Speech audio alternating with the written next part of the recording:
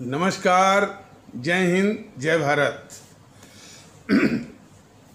भारतीय अवाम ताकत दल अपने भारतीय भाई बहनों अर्थात अपने देश की जनता अर्थात अपनी भारतीय अवाम से भारतीयता आधारित आपसी श्रद्धा, भारतीयता आधारित आपसी स्नेह, भारतीयता आधारित आपसी प्रेम, भारतीयता आधारित आपसी अखलाक मोहब्बत, भारतीयता आधारित आपसी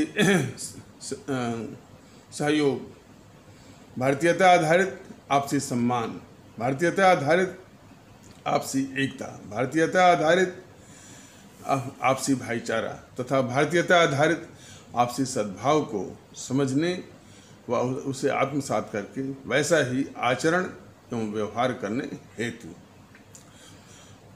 और इसके पूरे देश में प्रचार प्रसार करने हेतु और प्रत्येक देशवासी को इसकी अहमियत और महत्व को समझाकर उसे अपनाते हुए वैसा ही आचरण एवं व्यवहार करने हेतु और प्रत्येक देशवासी को अपना ही भारतीय भाई बहन मानकर, समझकर, अपनाकर उनके साथ वैसा ही और उसी अनुसार आचरण एवं व्यवहार करने हेतु सतत, सदैव और हमेशा अदब के साथ, आदर के साथ अर्ज करता है, विनती करता है।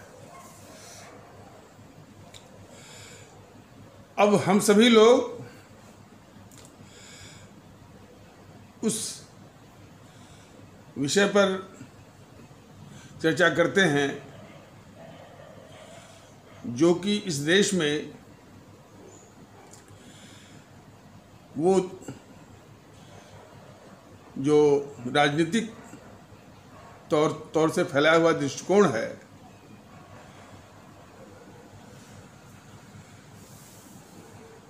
और उसके क्या क्या दुष्परिणाम हैं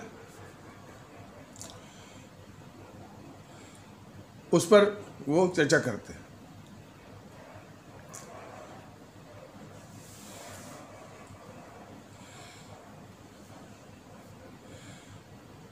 एक तो जिस पार्टी ने, जिस दल ने, उस दल का नाम बराबर आएगा, लोग भले कहें कि भाई कि आप सबसे पहले उन्हीं का नाम जपते हैं, जपने की बात नहीं है। मतलब कि जब अंग्रेजों के खिलाफ बात समझानी थी तो एक नहीं लाख बार या करोड़ों बार नाम उसका लिया जाता। और आज भी अंग्रेज इस देश के दुश्मन थे, अंग्रेजी हुकूमत इस देश की दुश्मन थी, नाम उसका लिया जाएगा। और अभी इस जेएनपीसी का सफाया नहीं हुआ है। कुछ लोग इस दुष्प्रचार में लगे हुए हैं कि जेएनपीसी कमज़ोर हो गई है। कदापि कमज़ोर नहीं है। उसकी जड़ें अभी भी बदस्तूर अभी हैं। मौका मिलते ही जो है वो पूरे देश को जकड़ सकती है, जैसा कि उसने 60-70 सालों से जकड़ा हुआ था। तो इस तरह के दुष्प्रचार में हमारे आदरणीय भारतीय भाई बहन कदापि न आए कि ये जेएनपीसी मतलब गांधी नेहरू परिवार चांडाल चौकड़ी काकस, जिसे आप लोग भ्रम या भूल या गलती से कांग्रेस कह रहे हैं, वो कमज़ोर हो गई है। और दूसरी कि जब तक ये समाजवादी पार्टी है, जब तक ये बहुजन समाज पार्टी है, जब तक ये टीएमसी है, जब तक एनसीपी है, जब तक शिवसेना है और जब तक ये असदुद्दीन गिरोह पड़ा हुआ है और जब तक आपकी सिमी है, एसडीपीआई है, पीएफआई है, इसको कमज़ोर मत मानिए। और पत्रकार और मीडिया का जो गिरोह है, पत्रकारों का गिरोह है जो कि रवीश कुमार से शुरू होता है। रवीश कुमार एनडीटीवी वाला,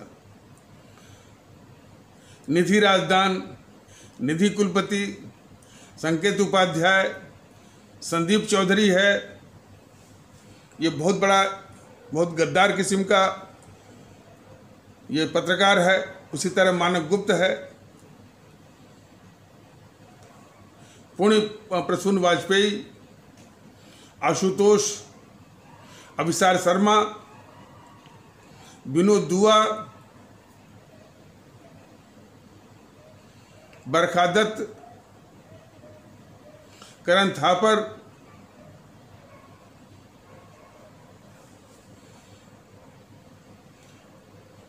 आरफा खानम, राणा अयूब, सागरिका घोष, राहुल कंवल, अजित अंजुम, विनोद अग्निहोत्री, सौरभ द्विवेदी,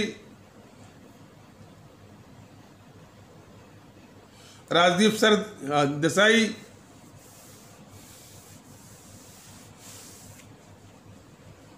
इसी प्रकार के तमाम इस देश के और देश विरोधी गद्दार जो है पत्रकार है और उनका एक गिरोह है। तब तक इसको वो कमजोर मत मानिए। और उसी प्रकार देश विरोधी और भारत विरोधी इस देश के गद्दार जो है ये चैनल हैं, NDTV, आज तक, न्यूज़ 24, ये तो प्रमुख है और बाकी हैं। और उसी के सुर में सुर मिलाता है ये सुदर्शन वाला। सुदर्शन वाले को बस कोई मुस्लिम दिख जाए, बस उसको जिहादी बोलता रहता है। वो सुदर्शन वाला जो चौहान है, उसको नेहरू की गद्दारी नहीं दिखती है कि नेहरू ने कितना नुकसान किया है। बस जिहाद उसको दिखता है।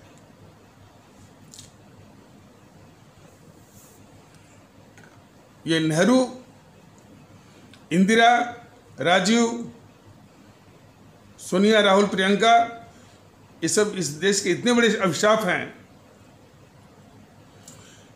और इन पर पूरा बौद्धिक वर्ग, इवन जो सुभाष चंद्र बोस का नाम लेते भी हैं, थोड़ी सी वो हिम्मत दिखाते भी हैं, इनको गद्दार कहने में उनके खून जम जाते हैं, उनकी गिगी बंद हो जाती है।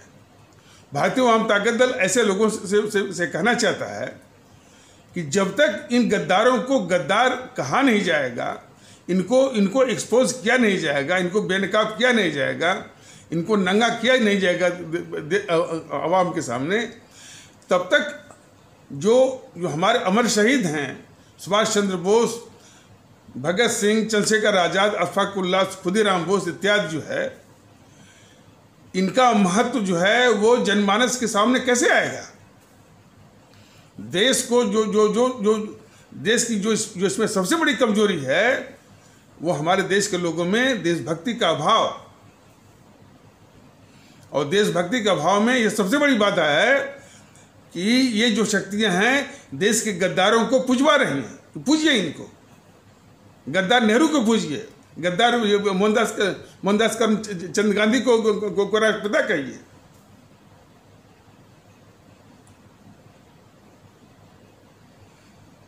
ये इस तरह का गुस्सा, इस तरह का खून हर एक देशभक्त मैंने हर एक देशवासी के दिमाग में आना चाहिए। हर एक देशवासी में एक देशभक्ति का भाव आना चाहिए। अब जैसे नेहरू की तमाम गद्दारियां हैं, चीन के मामले में जो चीन का मसला इसमें उभर रहा है, तिब्बत, मतलब कि सन 1949 में ये जो कम्युनिस्ट पार्टी है चीन की, वो लोगों का कत्ल करवा करके, जिनोसाइड जिसको कहते हैं अंग्रेजी में, जिनोसाइड, नरसंहार करके जो है वो अपने साम्राज्य का विस्तार करती है। तो नरसंहार के द्वारा जो अपने उसके साम्राज्य की विस्तारवादी नीति से और नीति के आक्रमण से ये तिब्बत, नेपाल, भूटान और बर्मा सब सहम गए, और ये सब के सब भारत में विलय चाहते थे।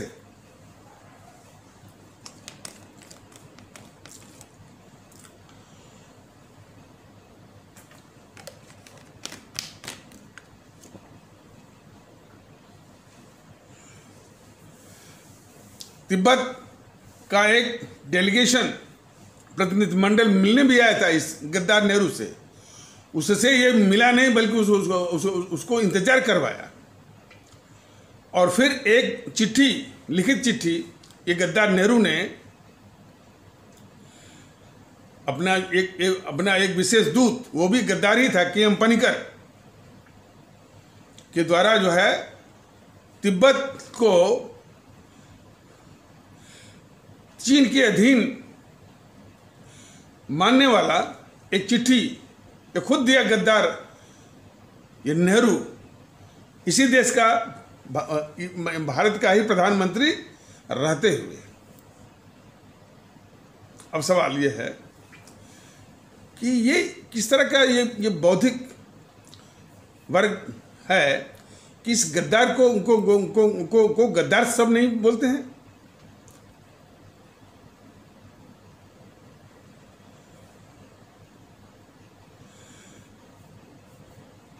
और जब वो चिट्ठी दे दिया चीन को कि भाई ये तिब्बत जो है वो चीन की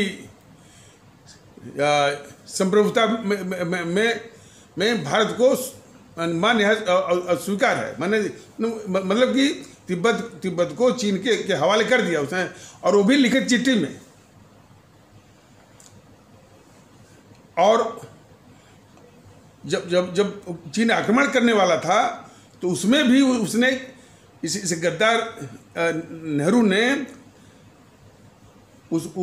चीन के सलाहकार के रूप में कि अभी आक्रमण मत करो, अभी तुमको माने चीन को संयुक्त राष्ट्र संघ की सदस्यता दिलानी है, और अभी आक्रमण कर दोगे तो खास करके कुछ ब्रिटेन और अमेरिका जैसे देश वो विरोध करेंगे और आड़े आएंगे, बाधक बन जाएंगे। इसलिए पहले हम तुमको ये संयुक्त राष्ट्र संघ का सदस्य बनवा देते हैं, इसके बाद आक्रमण करो। और वही उसने किया, उसका सदस्य बनवा दिया। इसके बाद कहा कि अब तिब्बत पर कब्जा कर सकते हो। इतना बड़ा गद्दार था। आज जो चीन इतना दुष्ट हो चुका है, लोग कहते हैं कि उसकी यानी 14 देशों के साथ उसकी सीमा विवाद चल रहा है, बहुत विस्तारवादी। उसको इतना दुष्ट बनाने का काम एक गद्दार नेहरू का है। भारत संयुक्त राष्ट्र संघ का संस्थापक सदस्य है, उसका बुनियादी सदस्य है, फाउंडिंग मेंबर है। इस कारण संयुक्त राष्ट्र संघ ने इसी सम्मान में इसको संयुक्त राष्ट्र संघ की जो सुरक्षा परिषद है उसमें अस्थायी सदस्यता, परमानेंट सीट जो कि 5 को मिली हुई है। कौन? रूस, अमेरिका, ब्रिटेन, फ्रांस और चीन। तो चीन को नहीं मिली थी, वो भारत को मिली थी। ये गद्दार नेहरू भारत को मिली हुई सुरक्षा परिषद की अस्थायी सीट वो दुश्मन चीन को दे दिया इसने, इस गद्दार नेहरू ने। यह देश के लोग पूछें इस गद्दार जो है जीएनपीसी से, गांधी नेहरू परिवार चंद्रा चौकड़ी जिसे आप लोग कांग्रेस कहते हैं, और इस गद्दार मोदी से भी पूछे, ये कहता क्यों नहीं है? लाल किले से बोला था ना यही मोदी।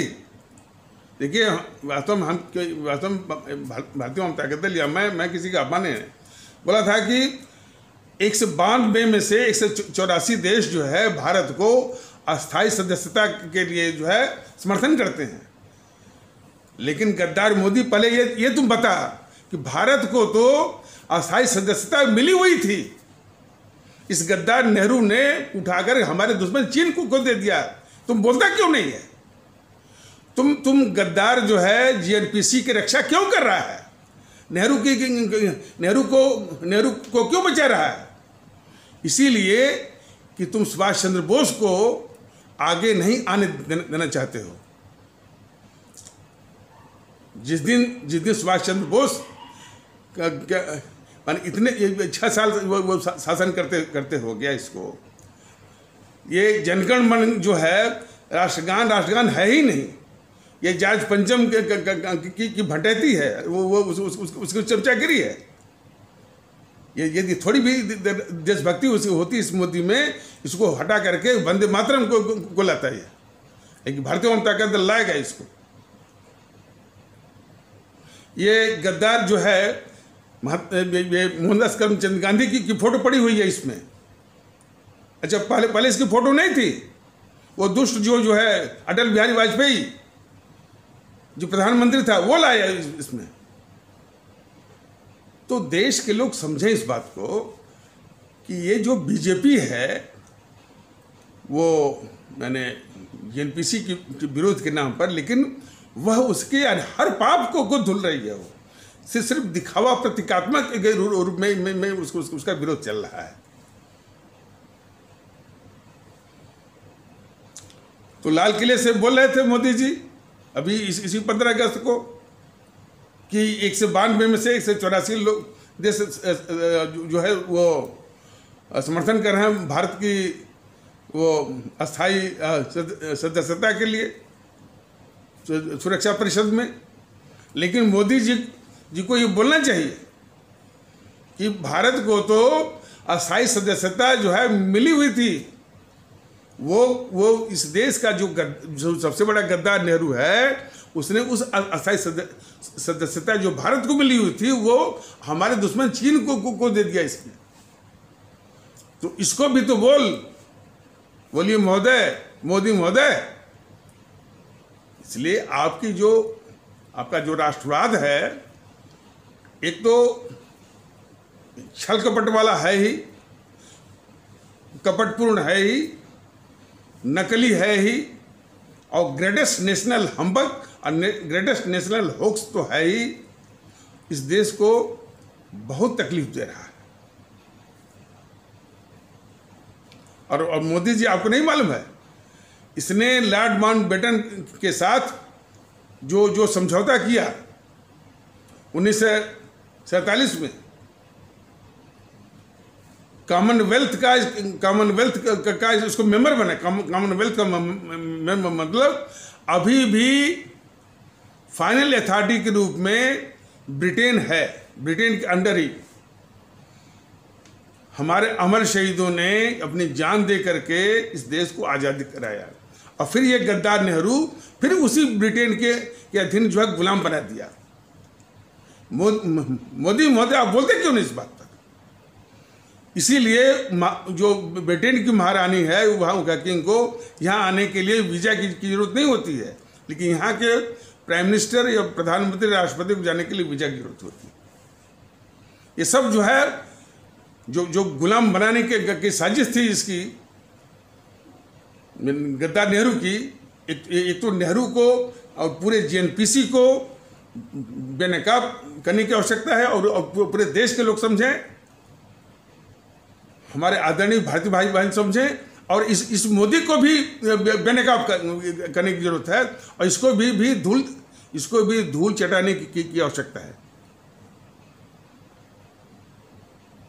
कि सारे जो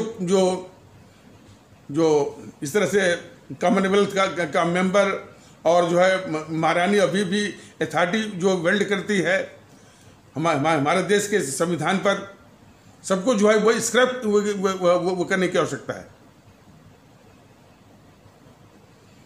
तो उसी समय ये समझौता किया था गद्दार नेहरू ने माउंटबेटन से कि सुभाष चंद्र बोस जो देशभक्ति के लिए वो राष्ट्रभक्त शिरोमणि में माने जाते हैं, उनको लेकर के देशभक्ति का जज्बा हमारे सभी भारतीय भाई बहनों के मन में सबसे ऊंचा है, और पीढ़ियों तक वो प्रेरणा देता रहेगा। उन्हीं के स्थापित आज़ाद हिंद फौज कि 60,000 सैनिकों में से 26,000 सैनिक शहीद हो गए इस देश की आज़ादी की खातिर। ये गद्दार नेहरू माउंटबेटन से समझौता करता है कि भारत में जब भी पाए जाएं तो वो उनको अंतर्राष्ट्रीय अपराधी मानते हुए वो इंग्लैंड को सौंपा जाए। ये गद्दारी की जो हरकत है, इसका जो घिनौना हरकत है, यह देश को जानना चाहिए। हमारे आदरणीय भारतीय भाई बहनों को जानना चाहिए और मोदी से भी पूछना चाहिए कि मोदी बोलता क्यों नहीं है इस पर, बीजेपी बोलते क्यों नहीं इस पर। बाकी तो ये वाम दल वाले तो गद्दार हैं। चीन की फंडिंग पर इस देश को कमजोर करने का उन्होंने ठिका लिया हुआ है। और बाकी जो दल है, एनसीपी है, टीएमसी है, सपा बसपा, वो इसी से सकते हैं, एनपीसी के साथ। राष्ट्रवाद का मुखौटा तो पहनी हुई है सिर्फ बीजेपी। इसलिए सवाल बीजेपी से ही हो रहा है कि मोदी बोलता क्यों नहीं है कि ये गद्दार नेहरू ने जो है, जो सुभाष चंद्र बोस, हमारे राष्ट्रभक्त शिरोमणि नेताजी सुभाष चंद्र बोस के खिलाफ यह भी समझौता किया था कि भारत में जब भी पाए जाएं तो उनको पकड़ करके अंतर्राष्ट्रीय अपराधी घोषित करके वो इंग्लैंड को सौंपा जाए। तो लेकिन आज भी कुछ उसके अंधभक्त हैं। ऐसा है, जब अंग्रेज, उसको समझने की जरूरत है, जब अंग्रेज शासन कर रहे थे, अंग्रेजी हुकूमत थी, तो हमारी भारत की आवाम तो उससे परेशान थी। इस देश का शोषण कर रहे थे, सता भी रहे थे, इस देश को लूट भी रहे थे। लेकिन अंग्रेज अकेले नहीं थे। अंग्रेजों के साथ कुछ अपवादों को छोड़ करके जितने राजा थे, जितने नवाब थे, जितने जमींदार थे और इनके चमचों की मंडली, चमचों की रिंग, छल्ले, first ring, second ring, third ring, fourth, ये सब के सब अंग्रेजों के साथ थे। अंग्रेजों की सेना में यहीं के लोग भर्ती थे जो कि हमारे ही अवाम पर अत्याचार करते थे। अंग्रेजों की पुलिस में यहीं के लोग भर्ती थे जो हमारी ही अवाम पर जो है अत्याचार करते थे। आज भी जानने के बाद भी आप YouTube पे देखिए, ये जो यानी विदेशी फंडिंग पर पलने वाले YouTube पर तमाम जो है देश के खिलाफ बोलते रहते हैं। मैंने वो जेएनपीसी के पक्ष में माहौल बनाते रहते हैं। और सबसे बड़ा उदाहरण तो NDTV है, ये आज तक वाला है, न्यूज़ 24 वाला। लेकिन किसी भी गद्दारों की बात की जाए, देश के दुश्मनों की बात की जाए, खतरनाक जो है देश विरोधी ताकतों की बात की जाए, तो वहीं तक बात करना हमारे मुल्क के साथ बहुत बड़ी नाइंसाफ़ी है। ये सारी जो है शक्तियाँ, देश विरोधी शक्तियाँ, देश के गद्दार जो है वो मोदी जी के शासन में, मोदी जी के संरक्षण में, मोदी जी के जो है उनके पेट्रोनेज और प्रोटेक्शन में, अंडर हिज एजिस चल रहा है।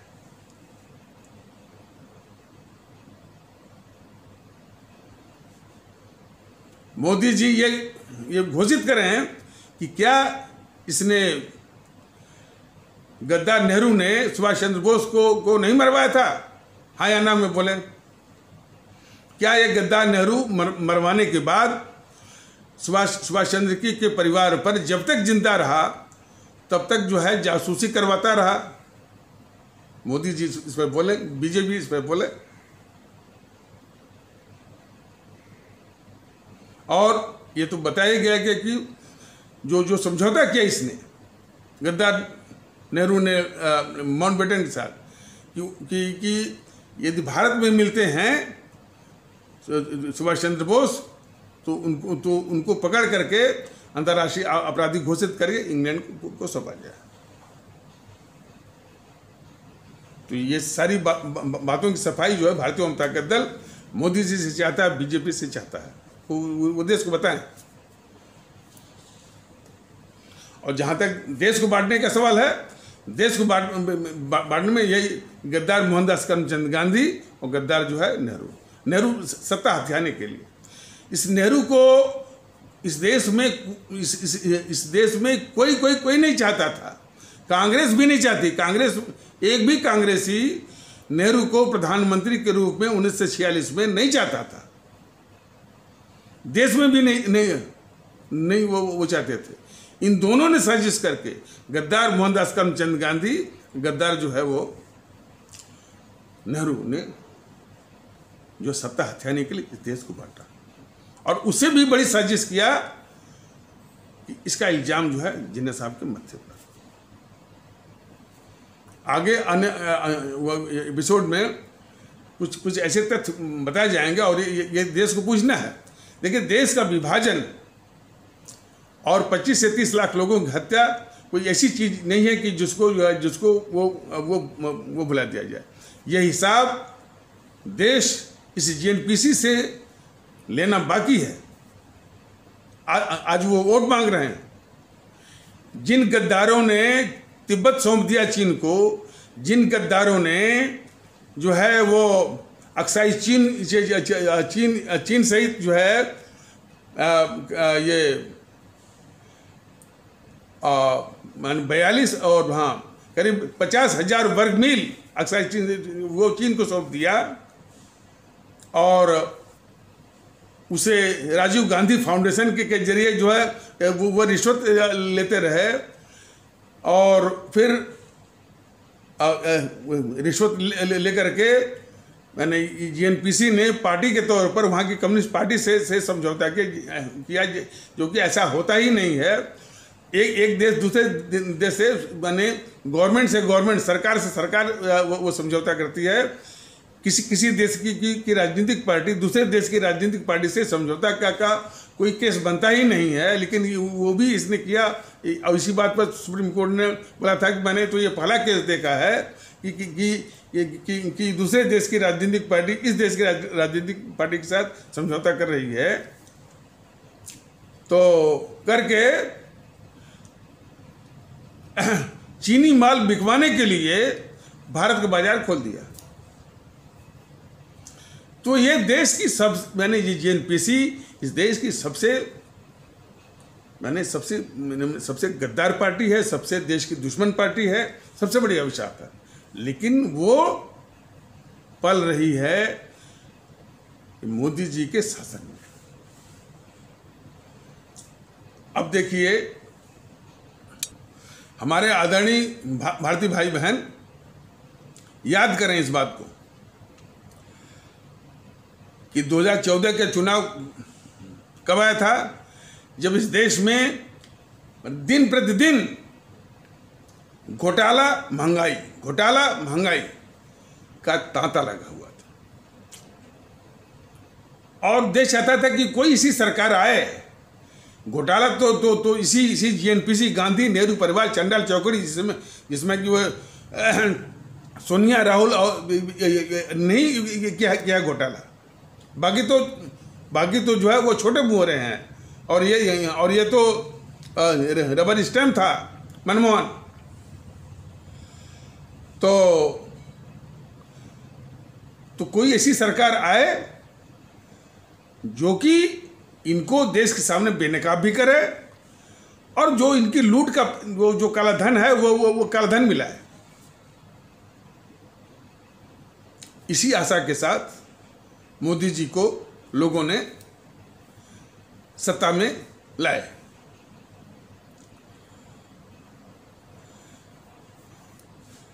अब देखिए, उनको बेनकाब करने के बजाय ऐसा वातावरण इस मोदी ने बनाया कि वो इस देश के डकैत चोर वो मोदी जी के ऊपर ही वो हावी हो गए, आक्रामक हो गए। मोदी चोर है, मोदी चोर है, मोदी चोर है। लेकिन इतना नैतिक बल नहीं हुआ इस मोदी को कि ये कहने के लिए कि चोर तो तुम हो, बल्कि उसके जवाब में एक और चौकीदारों की फौज खड़ी कर दी कि हम भी चौकीदार, हम भी चौकीदार, हम भी चौकीदार। ये नैतिक बल है मोदी का इन चोरों के आगे। अब देश फैसला करे कि जो चोरों के आगे, देश के गद्दारों के आगे जो घुटना टेके, क्या ऐसे प्रधानमंत्री की जरूरत है? ऐसे मोदी की आवश्यकता है? और सारे उसके घोटाले, CWG, 2G,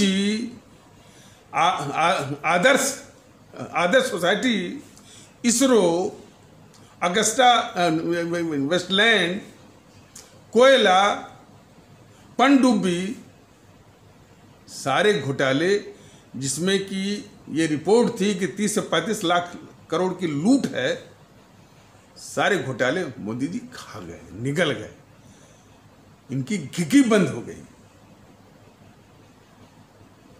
यह मुल्क को बर्दाश्त नहीं होगा मोदी जी। मुल्क आपसे हिसाब लेगा, जरूर हिसाब लेगा। इस मुगालते में मत रहिए, बीजेपी भी मुगालते में मत रहे। इस बात में बहुत बड़ा आपने धोखा दिया है इस देश को।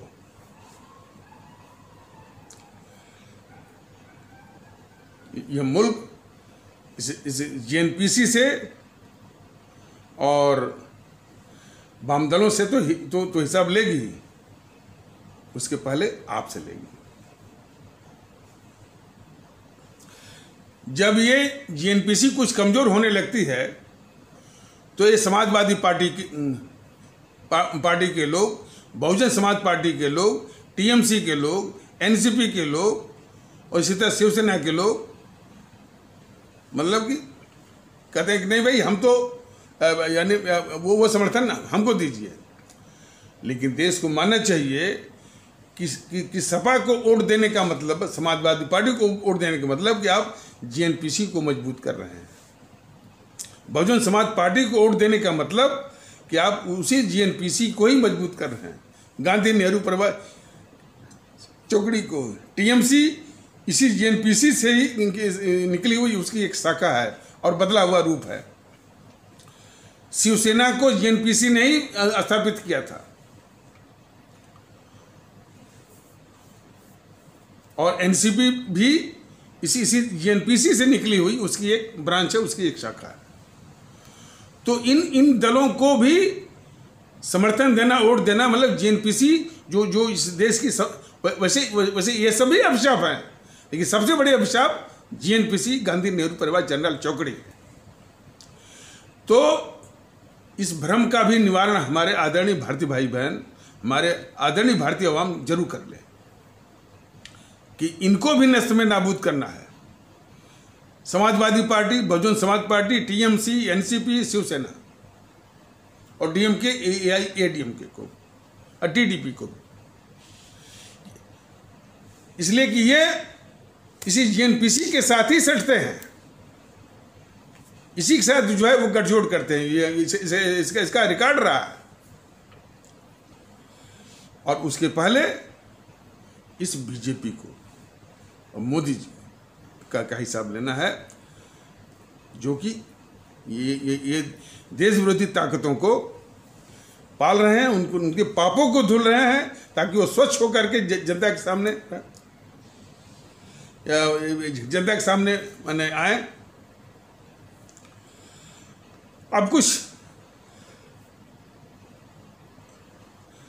जो कम्युनिस्टों के प्रवक्ता,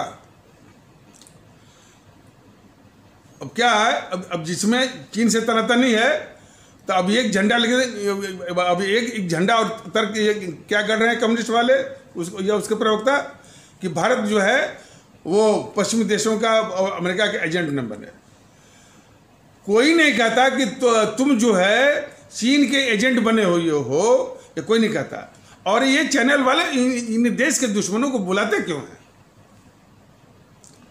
देखिए, ऐसा है कि भारतीय आवाम ताकत दल का अपने आदरणीय भारतीय आवाम से ये विनम्र विनती है कि आज तक NDTV और News 24 का एक सामूहिक बहिष्कार की योजना बनाएं, उसको लागू करें।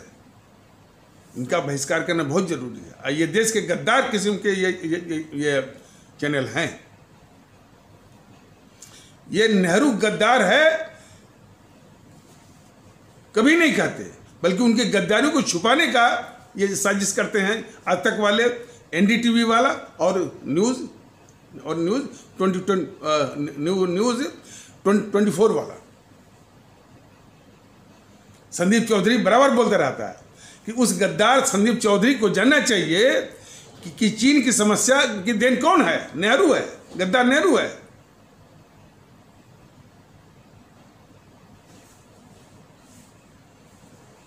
आज तिब्बत भारत में होता, नेपाल भारत में क्या विलय होता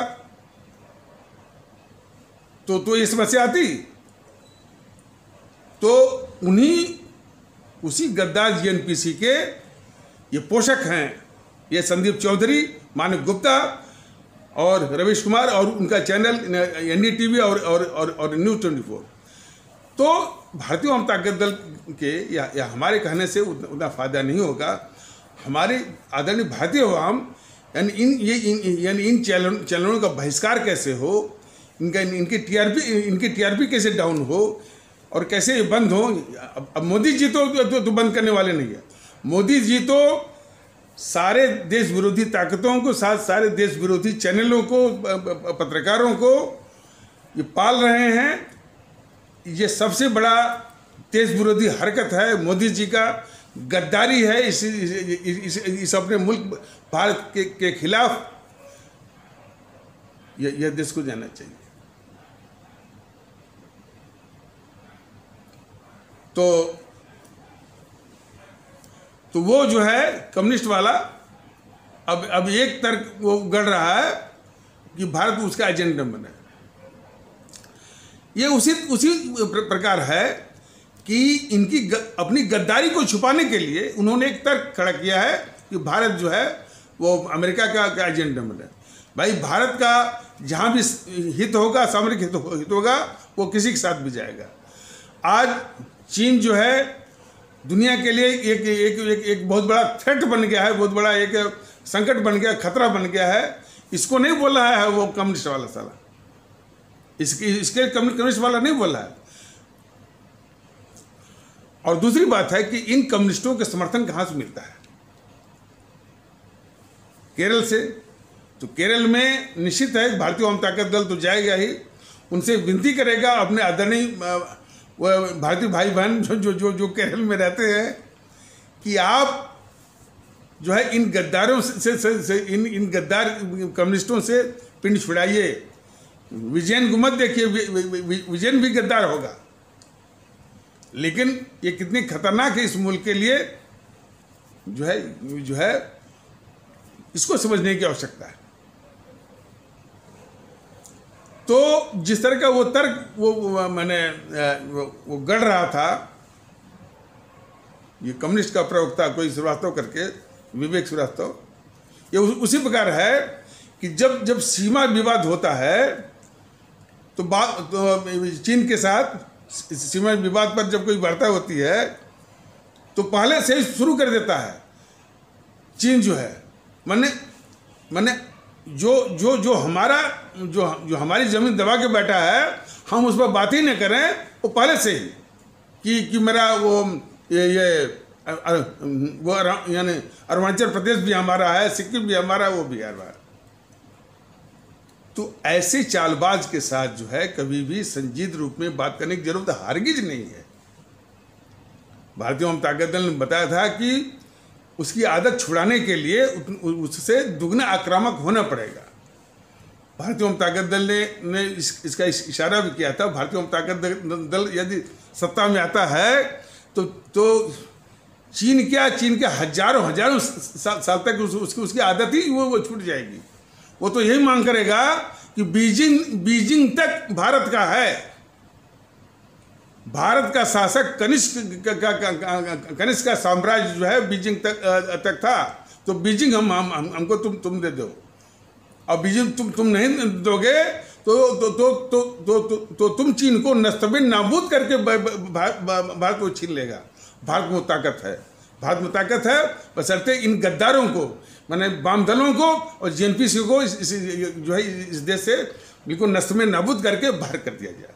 भारत में ताकत है, कि चीन को नष्ट में नाबूद करके बीजिंग तक जो है वो कब्जा कर सकता है।